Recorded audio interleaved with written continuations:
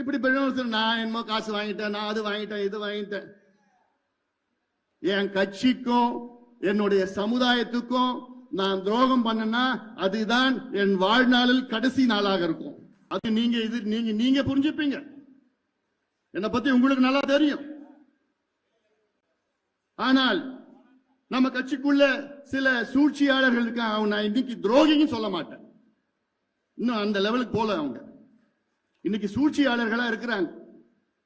அவங்க சூழ்ச்சி பண்ணி ஐயா கிட்ட இப்படி அப்படி அப்படி இப்படி என்னென்னவோ சொல்லிட்டு இருக்கிறாங்க. எல்லாம் ஐயாவுக்கும் அந்த அவங்களை பத்தி தெரியல. எதுக்கு இந்த நடைபயணம்?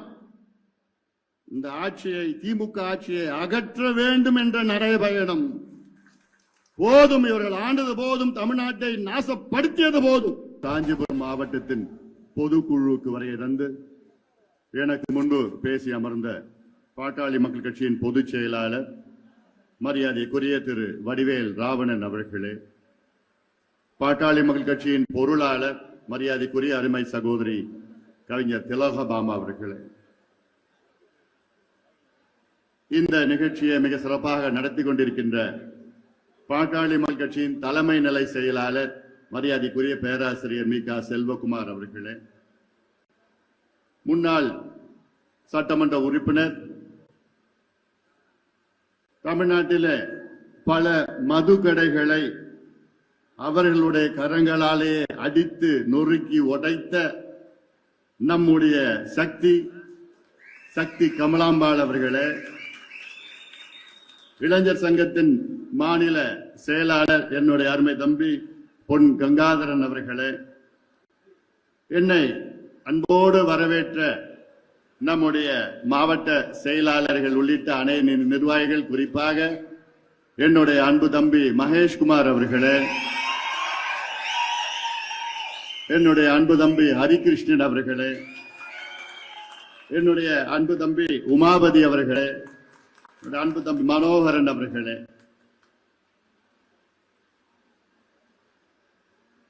மற்றும் இங்கே மேடையில் இருக்கின்ற வரதராசன் அவர்களே, சேஷாத்ரி அவர்களே, வசந்தி கண்ணையன் அவர்களே, கணேசன் அவர்களே, ரவிச்சந்திரன் அவர்களே, வேலாயுதம் அவர்களே, பரணி அவர்களே, வடிவேல் அவர்கள் மற்றும் செவிலிமேடு செல்வராஜ் அவர்கள், முனு பல்லவராசன் அவர்கள், ஆறுமுகம் அவர்கள், ரமேஷ் அவர்கள், கருணாகரன் உடையார் அவர்கள், தனசேகர் யாதவ் அவர்கள், வித்யாமோகன் அவர்கள், ராஜா அவர்கள், கணபதி அவர்கள், டிஜி கோவிந்தசாமி அவர்கள், ஸ்ரீதர் அவர்கள், நடராஜன் அவர்கள், தாமோதரன் அவர்கள், பாக்கியராஜ் அவர்கள், ஒன்றிய நிர்வாகிகள் பூபாலன், சுந்தர், பாஸ்கர், கோபால், சங்கர், ஸ்ரீராமன், பாலாஜி, ஏழுமலை, கார்த்திகேயன், ரஞ்சித், அருண்குமார், வீரமணி, அரவிந்தன், சரவணன், செந்தில்குமார், சிவராஜ், பாலாஜி, மாவட்ட துணை நிர்வாகிகள் வேணு, சிவராமன், KS ரமேஷ், தயாளன், விஜயன், ஞானசேகர், ஆறுமுகம், வெங்கடேசன், பாஸ்கர், ஜெகநாதன், தர்மராஜ், MS மாரி, பாவே ராமதாஸ், சண்முகம், சுப்பிரமணி, ஐயனார், ஒன்றிய பேரூர் நிர்வாகிகள் சீனிவாசன், மூர்த்தி, குணசேகரன், ராஜ், லோகநாதன், சங்கர், கோசலராமன், குரு சுந்தரம், பார்த்திபன், வாசுதேவன், ரமேஷ், புஷ்பராஜ், கோபாலகிருஷ்ணன், லோகு, கார்த்திக், மகளிர் சங்க நிர்வாகிகள் குப்பு, பாலு, சித்ரா, நடராசன் அவர்கள், மகாலட்சுமி, ராமச்சந்திரன், யசோதா, மோகன்தாஸ், எழில், பிரிய, கந்தசாமி, சுமித்ரா, லோகநாதன், தமிழ்ச்செல்வி, உலகநாதன், அன்னபூர்ணி, சுந்தரமூர்த்தி, நித்யா, இளங்கோவன், வரலட்சுமி, சரண்யா, ரேவதி, மாவட்ட நிர்வாகிகள் மணிகண்டன், சத்யராஜ், அன்பு, ஜெயக்குமார், வினோத்குமார், மகாதேவன், தினகரன், நந்தகுமார், காஞ்சிபுரம் கிழக்கு மாவட்ட நிர்வாகிகள் சீனிவாசன் அவர்கள், ஏழுமலையர், பாபு, சுதாகர், ராஜி, கருணாகரன், சடகோபன், பூபாலன், மொலசு, ராஜி அவர்கள், சேகர் அவர்கள், கிருஷ்ணப்ப நாயக்கர் அவர்கள், கிருஷ்ணமூர்த்தி அவர்கள், கோபால், தாமோதரன், சதீஷ்குமார், செல்வேந்திரன், ராஜவர்மன், கண்ணன், சந்துரு, சுரேஷ்குமார், செந்தாமரை, சங்கர், சந்தானம், கமலக்கண்ணன், திருநாகரசு, மதுரை முத்து, தனிகாச்சலம், செந்தில், செல்வம், வினோத், ஏகாம்பரம், தயாளன், ஒன்றிய நிர்வாகிகள் பத்மநாபன், கோபு, அருள்ராஜ், நந்தகோபால், கோதன்ராமன், வெங்கடேசன், பூபதி, முருகேசன், ஜெயகாந்தன், தேவேந்திரன், மகேஷ்குமார், ரவி, பாலாஜி, கோபி, குணா, கௌதமன், ரமேஷ்குமார், AK நாகராஜ், கீர்த்திவாசன், விநாயகமூர்த்தி, குமார் அவர்கள் உள்ளிட்ட விட்டு போச்சா இந்த சீட்டு இன்னொரு சீட்டு இருக்குதா? சரி, இந்த சீட்டை எல்லாம் படிச்ச மாதிரி நினைச்சுக்கீங்க.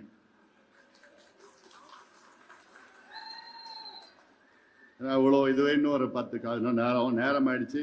சத்தியமா அவங்க மூஞ்சி பார்த்தா பசியில் இருக்கிறாங்க. அவங்க சரியா? யாரும் என்ன எடுத்து போறதில்லை. மற்றும் மேடையில் இருக்கின்ற அனைத்து நிர்வாகிகளுக்கும் அந்த நோட்டீஸில் இருக்கின்ற அனைத்து பேர்களும் படித்ததாக, என் மனதிற்குள் அதை வைத்ததாக, அதை நீங்கள் ஏற்றுக்கொள்ள வேண்டும். இங்கு வரைய இருந்திருக்கின்ற அனைத்து நிலை நிர்வாகிகள், மாநில, மாவட்ட, ஒன்றிய, பேரூர், மாநகர நிர்வாகிகள், அதற்கு மேல் இங்க இருக்கின்ற ஊடக நண்பர்கள், பொதுக்குழு, அனைத்து நிலை பொதுக்குழு உறுப்பினர்கள், என் உயிரினும் மேலான அன்பு பாட்டாளி சொந்தங்களே, உங்கள் அனைவருக்கும் அன்புமணி ராமதாசன் பணிவான வணக்கங்கள். உங்களை இன்று பார்ப்பதில் எனக்கு மிக்க மிக்க மகிழ்ச்சி. சிறப்பாக இந்த பொதுக்குழு நடைபெற்றுக் கொண்டிருக்கிறது. இந்த பொதுக்குழுவில் பல தீர்மானங்கள், இந்த மாவட்டத்தை சார்ந்த தீர்மானங்களை நிறைவேற்றியிருக்கின்றோம். முக்கியமான தீர்மானங்கள் பல முறை நாம் நிறைவேற்றியிருக்கின்றோம். ஆனால் இன்று வரை அதற்கு தீர்வு வரவில்லை.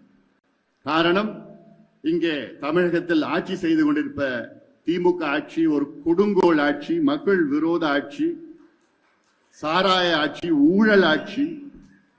இந்த ஆட்சி அகற்றப்பட வேண்டும். அதற்கு நேரம் வந்துவிட்டது. நேற்று திருவள்ளூரிலே நான் ஒருங்கிணைந்த மாவட்ட பொதுக்குழுவிலே அன்று நான் நேற்று பேசிய பேச்சு, திமுக ஆட்சியுடைய நாட்கள் எண்ணப்பட்டு விட்டது. இன்னும் 8 மாதத்திலே திமுக ஆட்சி தமிழ்நாட்டை விட்டு அகற்றப்பட வேண்டும். நிச்சயமாக நடக்கும். அதற்கு பல காரணங்கள் இருக்கிறது.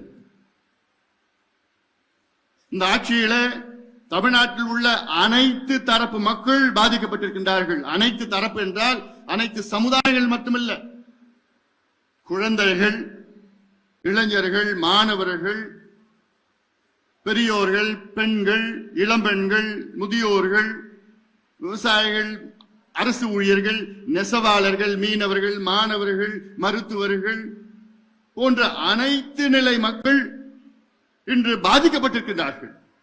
காரணம், இங்கே ஆட்சியே நடக்கல. முதலமைச்சர் அவர்களுக்கு என்ன நடக்குதுன்னு தெரியல. அதையெல்லாம் மூடி மறைப்பதற்காக சூழ்ச்சிகள் செய்து நம்மை போன்ற கட்சிகளை குழப்பம் செய்து அதை எப்படியாவது பலவீனப்படுத்த வேண்டும் என்ற நோக்கத்திலே திமுக முயற்சி செய்து கொண்டிருக்கிறது. அந்த முயற்சி நிச்சயமாக வீணாக வரும். அவர்கள் வெற்றி பெற முடியாது. நிச்சயமாக வெற்றி பெற முடியாது.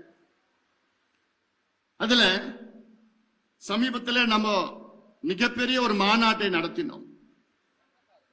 உலகமே நம்மை வியந்து பார்த்தது.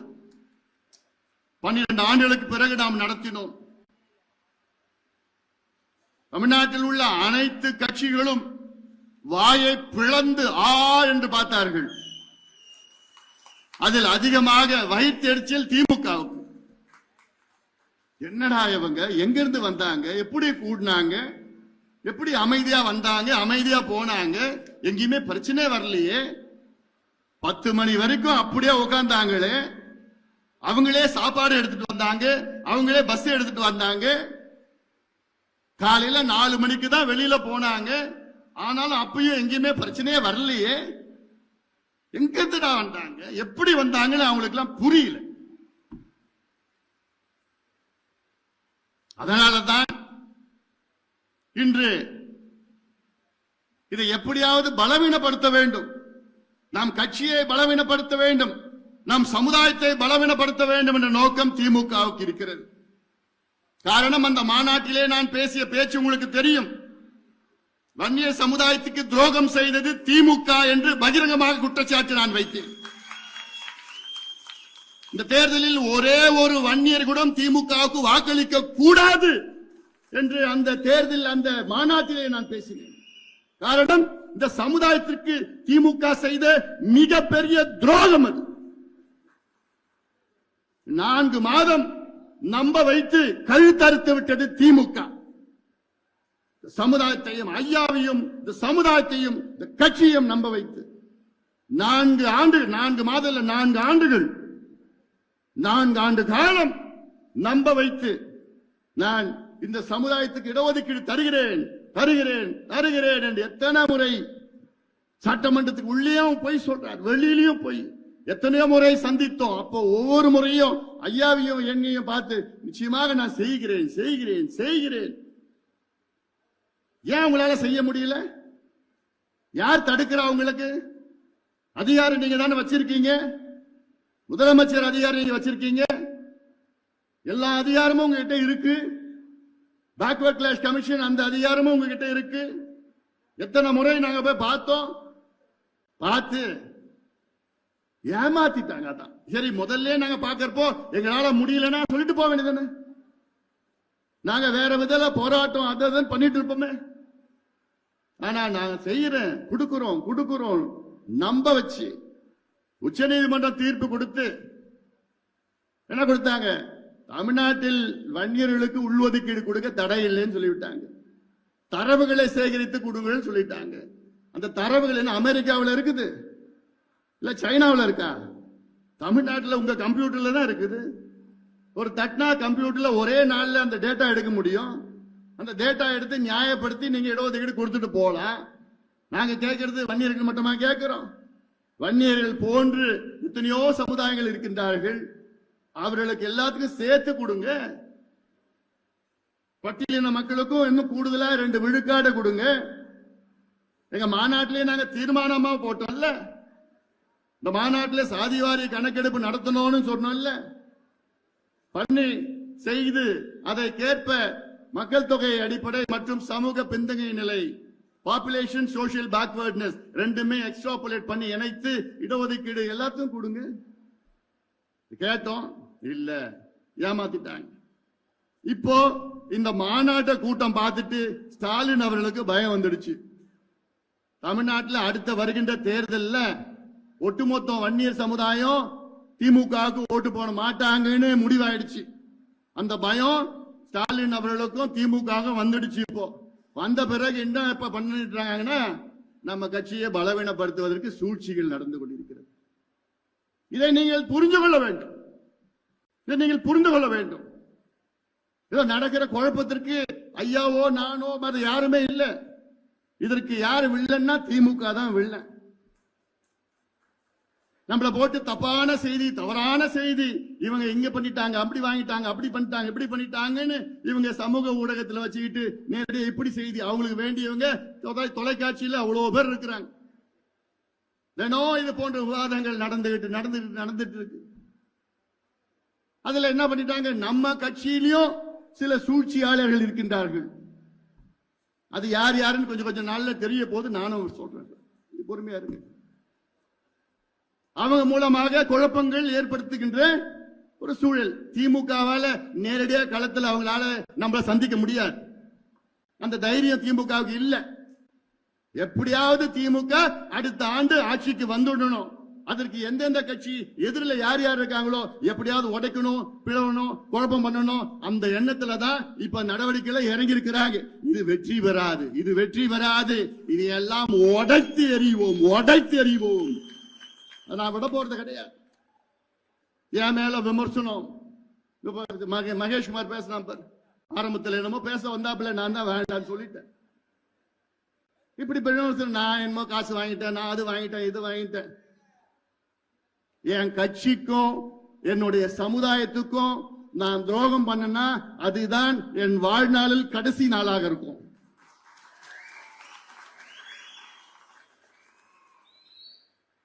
என் கட்சியும் என் சமுதாயத்துக்கும் என்னைக்குமே என்னால துரோகம் பண்ண மாட்டேன், பண்ண முடியாது. அது நீங்க புரிஞ்சுப்பீங்க. என்னை பத்தி உங்களுக்கு நல்லா தெரியும். ஆனால் நம்ம கட்சிக்குள்ள சில சூழ்ச்சியாளர்கள் இருக்காங்க. நான் இன்னைக்கு துரோகின்னு சொல்ல மாட்டேன். இன்னும் அந்த லெவலுக்கு போல அவங்க. இன்னைக்கு சூழ்ச்சியாளர்களா இருக்கிறாங்க. அவங்க சூழ்ச்சி பண்ணி ஐயா கிட்ட இப்படி அப்படி அப்படி இப்படி என்னென்னவோ சொல்லிட்டு இருக்கிறாங்க. எல்லாம் ஐயாவுக்கும் அந்த அவங்கள பத்தி தெரியல. அதனால இதெல்லாம் நடந்துட்டு இருக்குது. அதனால ஏன்னா நானு இது வரைக்கும் நான் எதுவும் நான் பேசல வெளியில். நேத்து கூட உங்களை பார்த்தீங்க. இப்ப ஐயா எனக்கு மேல கோவம்னா மன்னிச்சுங்க. ஒரு அப்பா கிட்ட மன்னிப்பு கேட்கறது தப்பு கிடையாது. தொலைக்காட்சியில் ஐயா தானே இப்படி பண்ணிட்டான் அப்படி பண்ணிட்டான் இப்படி மன உளைச்சல் இருக்கிற தூக்கம் இல்லை இப்படி எல்லாம் சொல்லிட்டு இருக்கிறாரு. அது நேர்ல உங்ககிட்ட சொல்லலாம் எங்கிட்ட சொல்லலாம் எல்லாம் பண்ணிட்டு போலாம். அதுக்காக நான் தான் சொல்லிட்டேன் இதுல என்ன இருக்குது. நான் எந்த தப்பும் பண்ணல. ஆனாலும் நான் மன்னிப்பு கேட்டிருக்கிறேன். எனக்கு நோக்கம் இந்த கட்சி இந்த சமுதாயம் அடுத்த கட்டத்துக்கு கொண்டு போகணும். அதான் என்னுடைய நோக்கம். அது என்னால முடியும். அந்த நம்பிக்கை எனக்கு இருக்கிறது, தன்னம்பிக்கை இருக்கிறது, தைரியம் இருக்கிறது, துணிச்சல் எனக்கு இருக்கிறது. எல்லாத்துக்கும் மேல் என் பின்னால் கோடிக்கணக்கான என் தம்பிகளும் என் தங்கைகளும் இருக்கின்றார்கள். என்னை நம்பி இருக்கின்றார்கள். அவர் நம்பிக்கைக்கு என்னைக்குமே நான் சோட போக மாட்டேன். அது எனக்கு தெரியும். எவ்வளவு பார்த்துட்டேன் நான். இந்தியாவே நான் அமைச்சரா 5 ஆண்டு காலம் பார்த்த தமிழ்நாடு என்ன இருக்கு? இந்த மாநாட்டை 45 நாளில் இந்த மாநாட்டை நடத்தியவன் நான். இந்த தேர்தல் என்னால பார்க்க முடியாதா? இந்த கட்சியை வழி நடத்த முடியாதா? அடுத்த கட்டத்துக்கு கொண்டு போக முடியாதா? தமிழ்நாட்டுக்கு ஆட்சிக்கு வர முடியாதா? உறுதியா முடியும், உறுதியா முடியும். நம்பிக்கை, தைரியம், துணிச்சல், செயல் திட்டம், திட்டங்கள் எல்லாம் நம்மிடம் இருக்கிறது. தமிழ்நாட்டில் வேற எந்த கட்சிக்கா இருக்கு இதெல்லாம்? அதனால இதெல்லாம் நீங்க உங்க மனசுல இதெல்லாம் நான் நீதான் ஆரம்பிச்சு விட்டேன். ஏதோ வந்தனா நான் சரி பொதுக்குழு பேசலான்னு பண்ண ஆரம்பிச்சு விட்டேன்.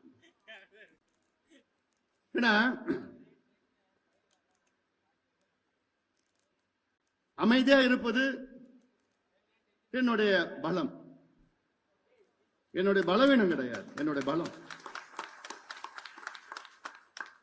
இன்னைக்கு நான் அமைதியா தான் இருக்கிறேன். நம்ம யார எதிர்க்கணும், யார விமர்சனம் பண்ணணும், யார் நமக்கு எதிரி? யார் எதிரி? திமுக எதிரி. திமுக விமர்சனம் பண்ணுங்க, திமுக எதிருங்க. ஏன்னா நமக்கு துரோகம் பண்ணது திமுக. நமக்குள்ளே பிரச்சனை வேண்டாம், நமக்குள்ளே சர்ச்சை வேண்டாம், நமக்குள்ள பதிவுகள் வேண்டாம். நம்ம எல்லாம் ஒரே குடும்பமா இருக்கிறோம். நம்ம எல்லாம் அண்ணன் தம்பிகளா இருக்கிறோம், மாமா மச்சானா இருக்கோம், எல்லாமே ஒரே குடும்பம். நமக்குள்ள யாரும் எந்த விமர்சனம் தேவையில்லை. சூழ்ச்சியாலே நம்ம எதிர்க்கிறான். களத்தில் அவனால நிக்க முடியாது. அவ்வளோ பெரிய கூட்டம், அவ்வளோ கூட்டம் வந்தது. எப்படி வந்தாங்க? பாசத்துல வந்தாங்க, பாசத்துல வந்தாங்கய்யா, ரத்த பாசத்துல வந்தாங்கய்யா. இது திமுக முடியுமா? இல்ல வேற எந்த கட்சியால முடியுமா? தமிழ்நாட்டில் ஒரே மாதம் வாங்கடா என் தம்பிகளா, என் தங்கைகளா, என் அண்ணன்மார்கள், அக்காமார்கள், தாய்மார்கள், வாங்க வாங்கன்னு ஒரு அழைப்பு. அத்தனை லட்சக்கணக்கான என் சொந்தக்காரங்க வந்து நிற்கிறாங்க. இது வேற யாருக்கு இந்த கொடுப்பினை இருக்கு? எனக்கு இருக்கு. இந்த கொடுப்பினை இருக்கு, எனக்கு இருக்கு. பார்த்து தான் பயந்து போய் அலறிட்டு இருக்கிறாங்க திமுக. ஏன்னா இன்னைக்கு திமுகன்னு போய் தெருவில் போய் சொல்லு, முறைச்சு பார்ப்போம், முறைச்சு பார்ப்போம், கோமா பார்க்கறோம். என்னடா கட்சி, என்ன ஆட்சி நடத்திட்டு இருக்கு, என்ன நடக்குது? முதலமைச்சருக்கும் தெரியல, மற்றவங்களுக்கு யாருக்கும் என்ன நடக்குதுன்னு கூட தெரியல. நீ பார்த்தா நம்ம கட்சிக்காரர் பக்கத்துல சக்கரவர்த்தின்னு வழக்கறிஞர் அட்வொகேட் சுட்டுறாங்க, துப்பாக்கியால சுட்டு கொலை பண்றான். எங்கிருந்து வந்து இந்த கலாச்சாரம்? இந்த கலாச்சாரத்தை நாம அமெரிக்காவில பார்ப்போம், ஐரோப்பாவில பார்ப்போம், வெளிநாட்டுல பார்த்துருக்கோம். திட்டமிட்டு வந்து என்னென்னமோ பார்த்து கரெக்டா போய் வீட்டு பக்கத்துல போறப்பல சிசிடிவில பார்த்தா தெரியுது. நமக்கு முதல்ல பார்த்தா தெரியல. போஸ்ட்மார்ட்டம் ரிப்போர்ட் வந்ததான் பார்த்தா துப்பாக்கியில சுட்டு குண்டு உள்ள இருக்கு. எவ்வளவு மோசமானது இந்த கலாச்சாரம். யாரால வந்தது? யார் காரணம்? அதுக்கு முதலமைச்சர் மு.க. ஸ்டாலின் தான் காரணம். காவல்துறை அவருக்கு தான் இயங்கிட்டு இருக்கு. காவல்துறை ஏதோ இயங்கிட்டு இருக்கு, அவர் இயங்கல. உங்களால முடியலன்னா இந்த துறையை வேற யார்கிட்ட கொடுத்துட்டு போகல, நல்லா இந்த துறையை நடத்தவங்க கொடுத்துட்டு போங்க. உங்களால எந்த துறையும் இயங்க முடியல, ஏன்னா தெரியணுமே. யாரோ சொல்றாங்க செஞ்சிட்டு இருக்காரு, அவ்வளவுதான். ஆனா மக்கள் இன்னைக்கு தெளிவா இருக்கிறாங்க, மக்கள் தெளிவா இருக்கிறாங்க. இன்னும் மக்களை தெளிவுபடுத்ததான் வருகின்ற ஜூலை மாதம் 25ஆம் தேதி நான் ஒரு நடைபயணத்தை தொடங்க இருக்கின்றேன். எதுக்கு இந்த நடைபயணம்? இந்த ஆட்சியை, திமுக ஆட்சியை அகற்ற வேண்டும் என்ற நடைபயணம். போதும், இவர்கள் ஆண்டது போதும், தமிழ்நாட்டை நாசப்படுத்தியது போதும். இனி இவர்கள் மறுபடியும் ஒரு பேச்சுக்கு சொல்றேன், வரமாட்டாங்க. ஒரு பேச்சுக்கு மறுபடியும் வந்தாங்கன்னா முடிஞ்சு போச்சு, அவ்வளவுதான். இந்த குடும்பம், பெண்கள், குழந்தைகள் எல்லாம் நாசமாயிடும். நாசமாய் தெருவுக்கு தெருவு எதை வித்துட்டு, கஞ்சாவையும், அபின், காக்கேன், ஹெரோயின், போதை பொருட்கள். எங்க அந்த காலத்துல ஸ்கூல் படிக்கிறப்பல கொஞ்ச நாள் திண்டிவனத்துல படிச்சேன், 2 வருஷம். அப்பெல்லாம் படிக்கிறப்பெல்லாம் ஸ்கூல் வெளியில இந்த கமரகட்டு, இந்த மாங்காய் பத்தை, இந்த புளிப்பு மிட்டாயி, இந்த நெல்லிக்காய் இதெல்லாம் வித்துட்டு இருப்பாங்க. தேன் மிட்டாயி இதெல்லாம் வித்துட்டு இருப்பாங்க.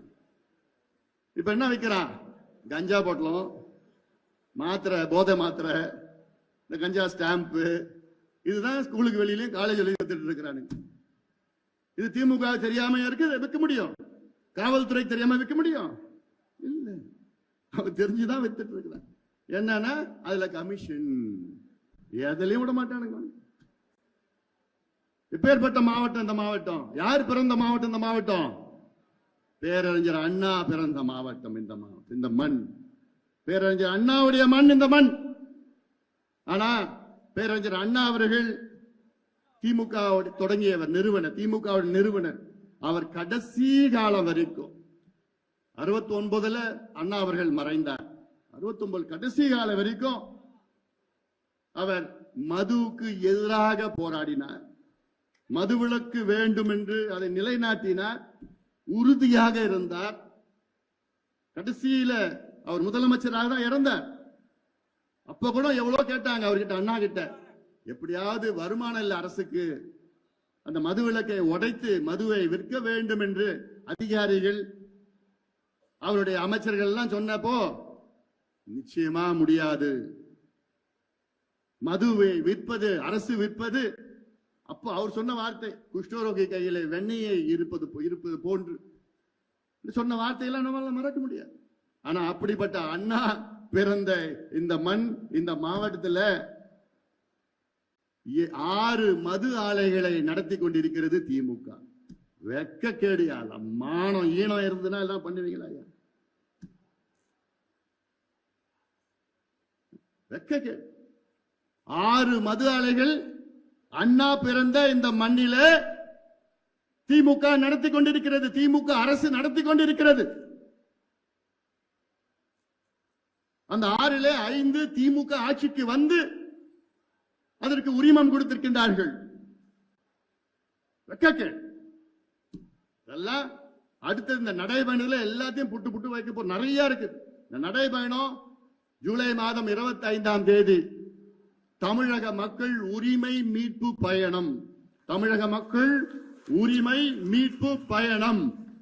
தமிழக மக்களுடைய உரிமைகளை மீட்டெடுக்க வேண்டும். எல்லோரும் வாருங்கள். ஏன்னா நமக்கு எல்லா உரிமைகள் இருக்கிறது.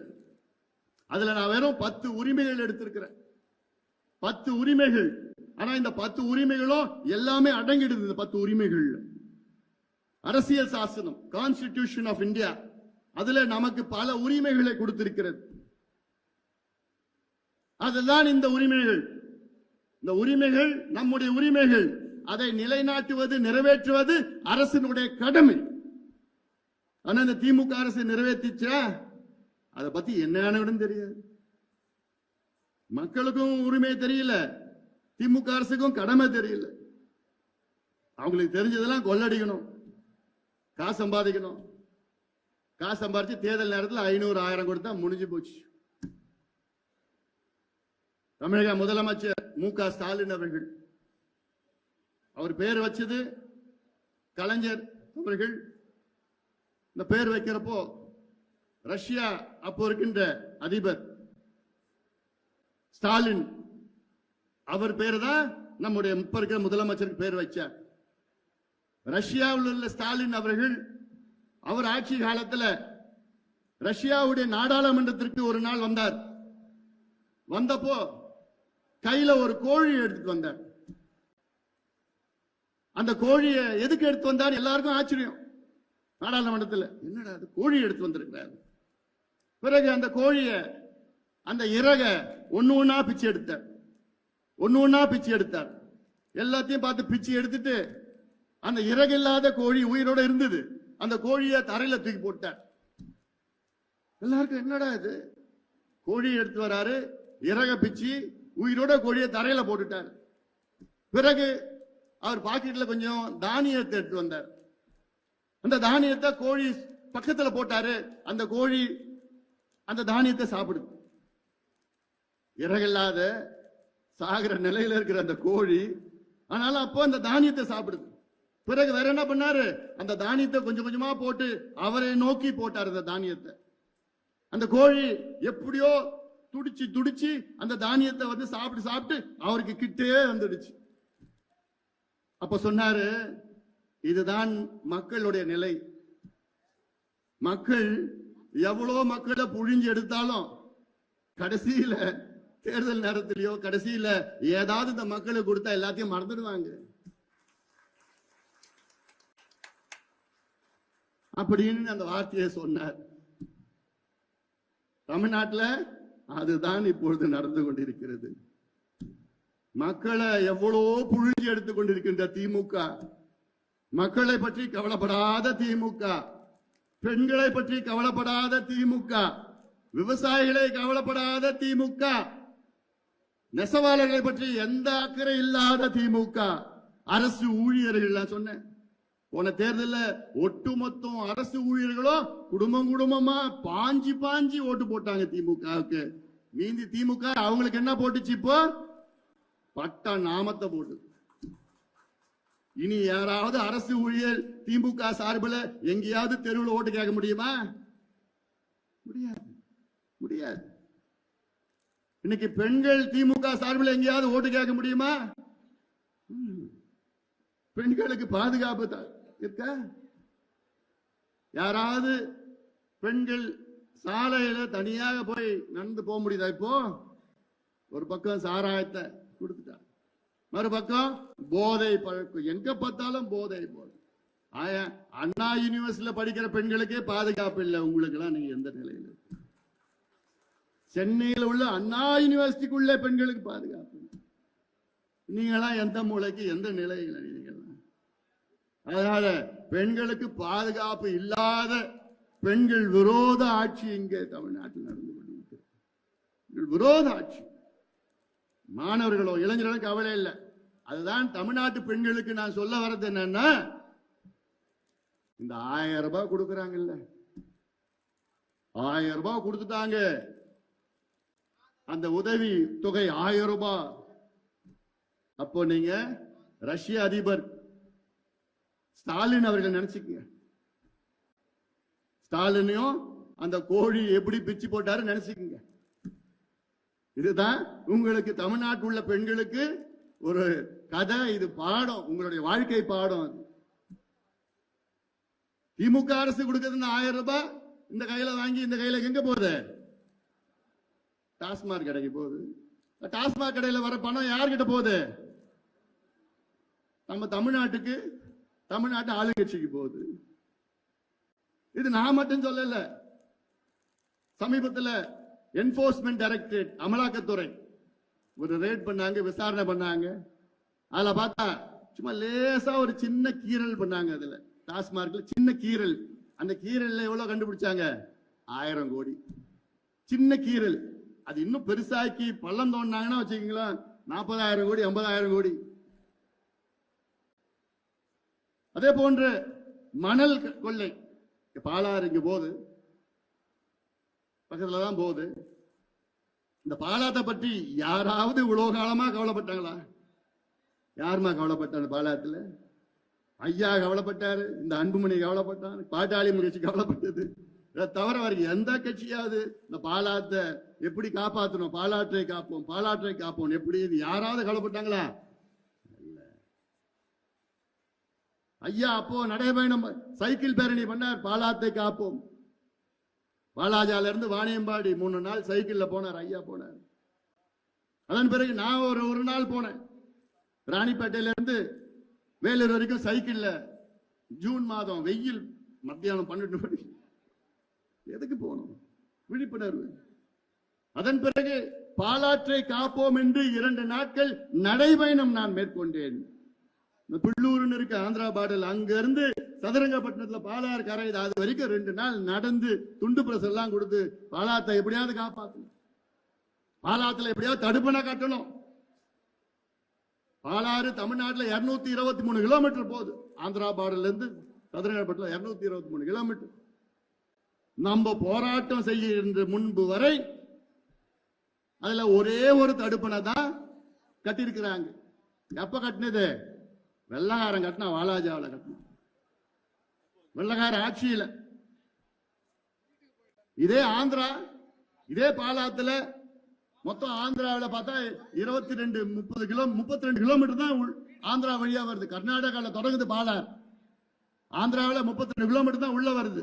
அந்த 32 கிலோமீட்டர்ல 22 தடுப்பணை ஆந்திரா கட்டிட்டான். ஆனா நம்ம 223 கிலோமீட்டர்ல ஒரு தடுப்பணை வெள்ளக்காரன் கட்டினான். வர கொள்ளக்காரங்களாம் ஒண்ணும் கட்டல. ஏன் கட்டல? மணல் கொள்ளடிக்க முடியாது. தடுப்பணை கட்டிட்டா மணல கொள்ளடிக்க முடியாது. எவ்வளவு பாவம், படுபாவம் இது, படுபாவம்.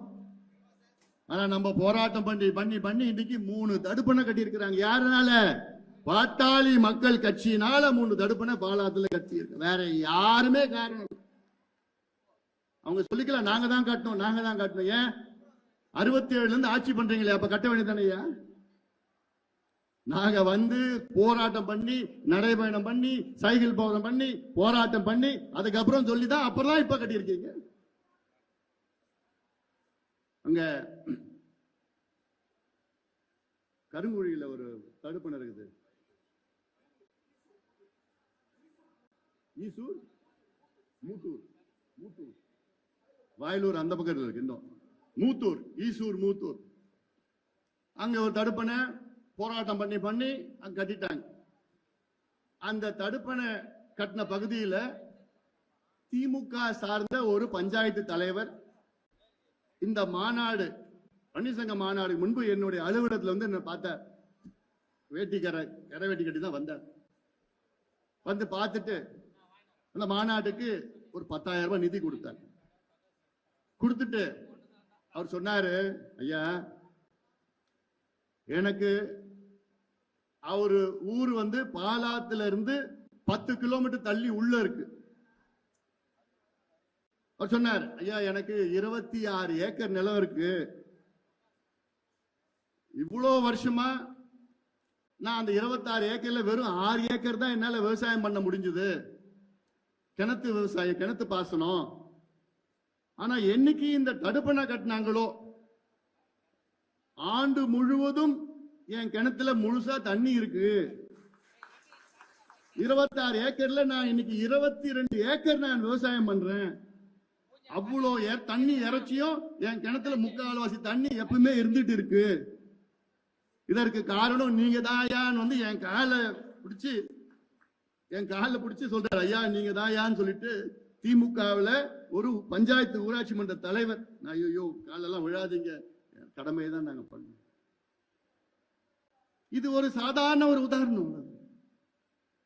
அப்போ ஒரு தடுப்பணை கட்டினா சுத்தி 10 கிலோமீட்டர் 20 கிலோமீட்டர் உள்ள கிணறு, போர், கீரு எல்லாம் அவ்வளோ நன்மை ஒரு மேலே ஏறிடுது.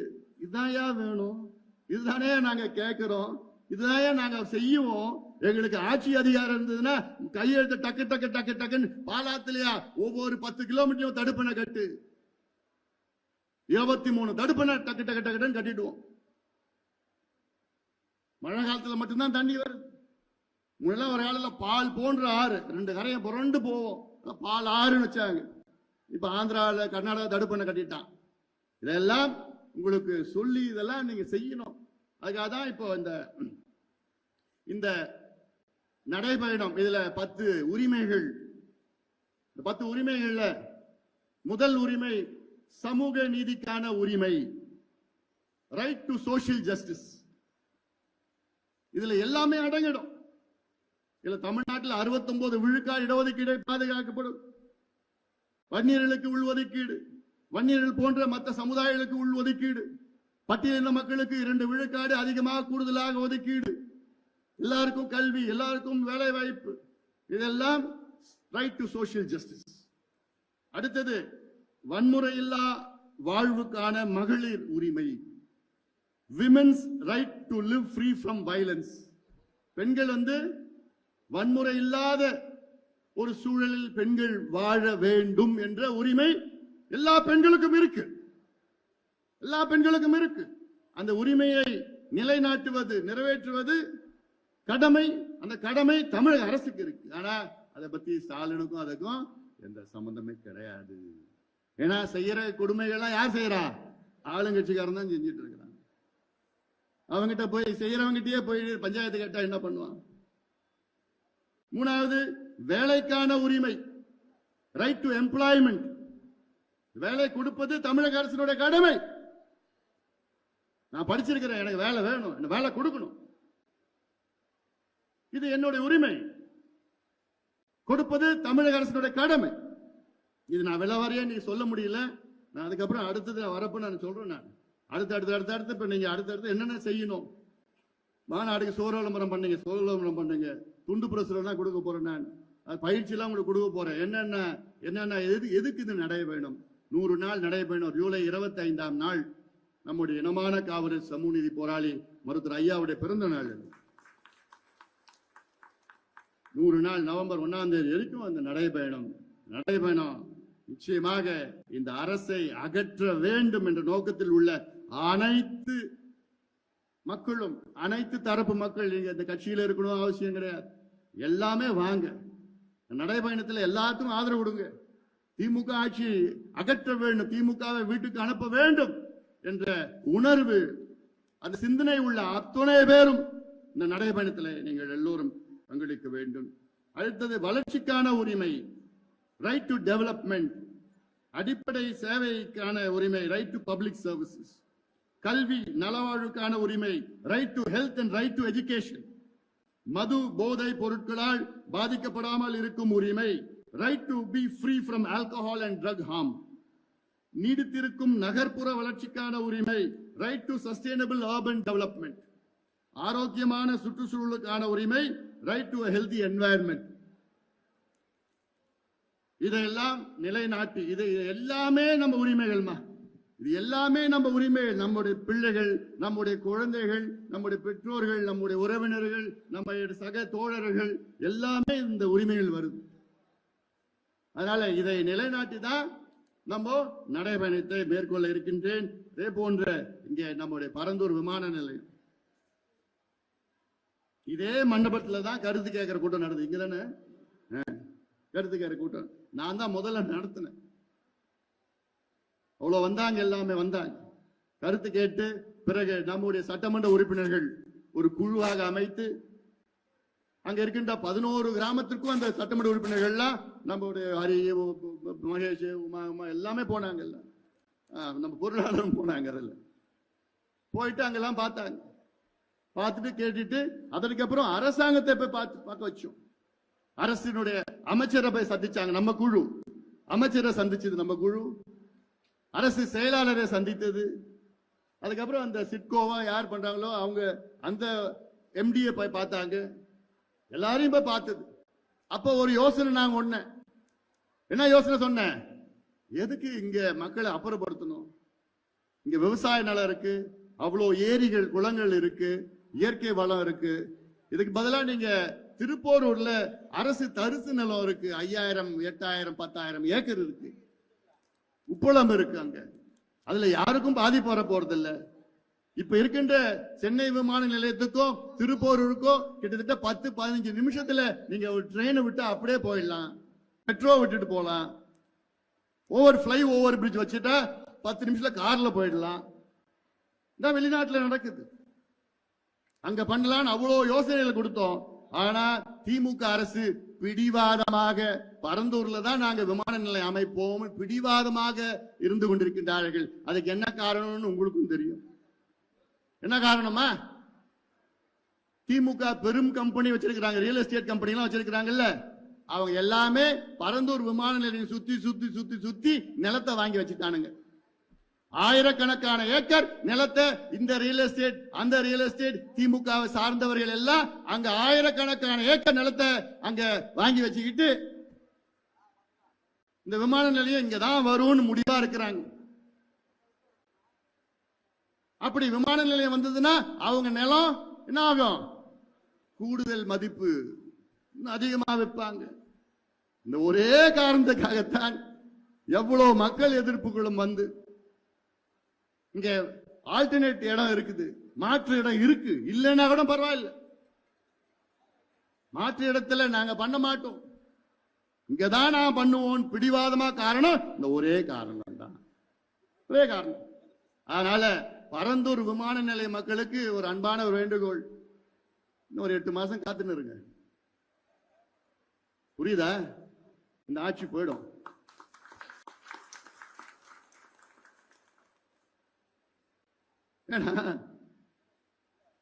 இது மக்கள் விரோத ஆட்சி. மக்களை பற்றியோ யாரை பத்தியோ கவலை இல்லை, சிந்தனைகள் இல்லை. காஞ்சிபுரம் இந்த மாவட்டத்தில் 50 சொசைட்டி மேல இருக்கு, நெசவாளர்கள் சொசைட்டி இருக்கு, 50க்கு மேல இருக்கு கூட்டுறவு சங்கங்கள் இருக்கு. அதுல கிட்டத்தட்ட 30,000 நெசவாளர்கள் அதை பதிவு பண்ணிருக்கிறாங்க. ஆனா அதுல 30,000 நெசவாளர்கள் வெறும் 10,000 பேர் தான் இந்த தொழிலை செய்யறாங்க.